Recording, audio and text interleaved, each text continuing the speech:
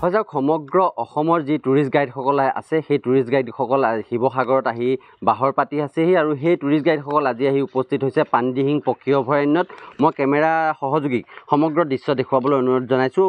অসমৰ প্ৰতিখন জিলাৰ সকলো টুৰিষ্ট গাইড আহি আজি পানীদিহিং পক্ষী অভয়াৰণ্য চাবলৈ তেওঁলোক উপস্থিত হৈছেহি, যাৰ ফলত ভৱিষ্যতে পানীদিহিঙত যে অধিক পৰ্যটক অহাৰ সম্ভাৱনা আছে সেয়া নিশ্চিত। কেইবাজনো চৰাইৰ ওপৰত যি গাইড কৰে তেওঁলোক বিশেষজ্ঞ গাইড ইয়াত উপস্থিত আছে। সদৌ অসম টুৰিষ্ট গাইড এছ'চিয়েশ্যনৰ যি বাৰ্ষিক অধিৱেশন কালি শিৱসাগৰ জিলাত অনুষ্ঠিত হৈছিল, গতিকে অসমৰ লগতে চুবুৰীয়া ৰাজ্যৰ পৰাও টুৰিষ্ট গাইডসকল আহি উপস্থিত হৈছিল। মই সদৌ অসম টুৰিষ্ট গাইড এছ'চিয়েশ্যনৰ সভাপতি ঋতুৎপল দুৱাৰা আছে, আমি তেখেতৰ ওচৰলৈ আহিম। প্ৰথমতে আপোনাক স্বাগতম জনাইছোঁ শিৱসাগৰলৈ। কালি আপোনালোকৰ বাৰ্ষিক অধিৱেশন আছিলে, কিমানখন জিলাৰ আপোনালোকৰ টুৰিষ্ট গাইডসকলে ইয়াত অংশগ্ৰহণ কৰিছে? অসমৰ প্ৰায় আটাইকেইখন জিলাতে, ডিব্ৰুগড়, তিনিচুকীয়াৰ পৰা যোৰহাট, লখিমপুৰ, গুৱাহাটী, বৰপেটা, তেজপুৰ, দৰং, সকলোখিনি জিলাৰে আমাৰ প্ৰতিনিধি ইয়ালৈ আহিছিল। আৰু অকল অসমৰে নহয়, নৰ্থ ইষ্টৰ আন কেইখন ৰাজ্যৰো, নাগালেণ্ডৰ পৰা আহিছিল, অৰুণাচলৰ পৰা আহিছিল, অসমৰ ডিমা হাছাৰ পৰাও আহিছিল আমাৰ কেইবাজনো। সেইসকল এতিয়া প্ৰায় উপস্থিত আছে আমাৰ ইয়াত সকলোখিনি উপস্থিত আছে।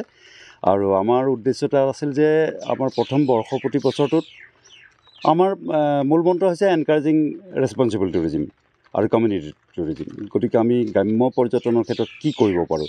নতুন অসমত সম্ভাৱ্য স্থল বহুত আছে, পৰ্যটনস্থলী, সেইবোৰ হয়তো বহুতেই লোকচক্ষুৰ আঁৰত হৈ আছে।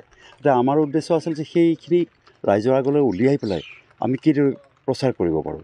যিহেতু অসমত টুৰিজিম ছিজন মাত্ৰ 6 মাহৰ বাবে হয়, কিন্তু বাকী 6 মাহ আমি কি কৰিম? গতিকে বাকী 6 মাহো আমাৰ কৰিবলৈ সম্ভাৱনীয় আছে, যথেষ্ট সম্ভাৱনীয় আছে। চৰাইৰ বিশেষজ্ঞ আছে। পানীদিহিঙত আহি আপুনি কেনেকুৱা ধৰণৰ চৰাই, এইটো যিহেতু অফ ছিজন চলি আছে, এই সময়ত পৰ্যটকৰ ইয়াত অহাৰ তেওঁলোকৰ কিবা দেখিবলৈ পাব বুলি ভাবেনে?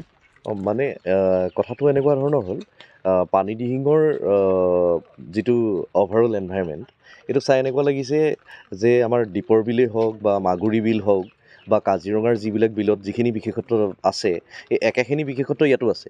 মানে ইয়াত কথাটো হ'ল কি, ইয়াত মানে পক্ষীৰ কাৰণে ইয়াত মানে কেনেধৰণৰ ইয়াৰ ডিষ্টাৰ্বেঞ্চ কেনেকুৱা, যে মানুহৰ মাছমৰীয়াৰ ইয়াত মানে তেওঁলোকৰ এক্টিভিটি কেনেকুৱা, তাৰ ওপৰত ডিপেণ্ড কৰিব যে ইয়াত কিমান ধৰণৰ চৰাই আহে।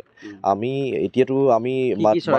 মাত্ৰ এতিয়া কেইটামান চৰাই, মানে যিকেইটা মানে ছামাৰ বাৰ্ডছ, উইস্কাৰ টাৰ্ণ আছে, তাৰপিছত লেচাৰ হুইচলিং ডাক্স আছে, তাৰপিছতে এইটো আপোনাৰ পানী কাউৰী কিছুমান আছে, যিটো সৰু পানী কাউৰীটো, সেইবিলাক আছে।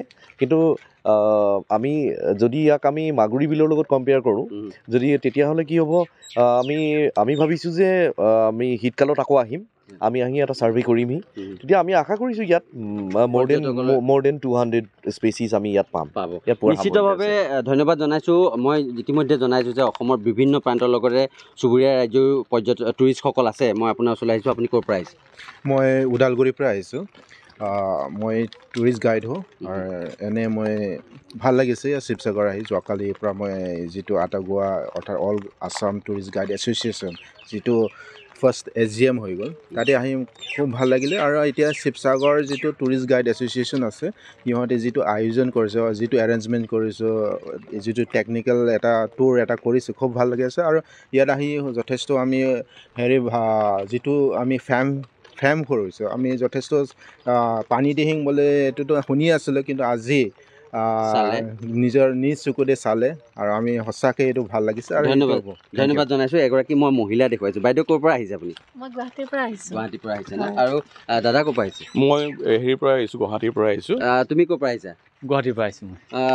ইয়াক চিনি পাইছোঁ, জয়ন্ত ক'ৰ পৰা? যোৰহাট। দাদা গিবনিকো কেম্প। আপুনি? মই গুৱাহাটীৰ পৰা আহিছে না? কেনেকুৱা লাগিছে পানীদিহিঙত পৰ্যটকৰ সম্ভাৱনীয়তা কিমান আছে পৰ্যটনৰ? আচলতে আমাৰ কি হয়, আমাৰ যোনবিলাক মেইন টুৰিষ্ট আনা মানুহবিলাক হ'ল এছ'চিয়েশ্যনবিলাক, আমাৰ টুৰিষ্ট এছ'চিয়েশ্যন আৰু টুৰিষ্ট এজেঞ্চিবিলাকে আমাৰ বেছি আনে। আৰু টুৰিষ্ট এজেঞ্চিবিলাকক যেতিয়া ইনফৰ্ম কৰিব পৰা যায় এইবিলাক, তো ইয়াৰ পটেঞ্চিয়েলিটিটো বাঢ়ি যায়। কাৰণ কি হয়, যেতিয়া আইটিনাৰী এটা ডিজাইন হয়, তেতিয়া অপশ্যন আমি গেষ্টক দিবলগীয়া হয় যে কেনেকুৱা কি অপশ্যন আছে। যদি এইবিলাক অপশ্যন কি হয় নাজানে, তেতিয়াহ'লে টুৰিষ্টেও সেইটো বস্তু আহিব নিবিচাৰে।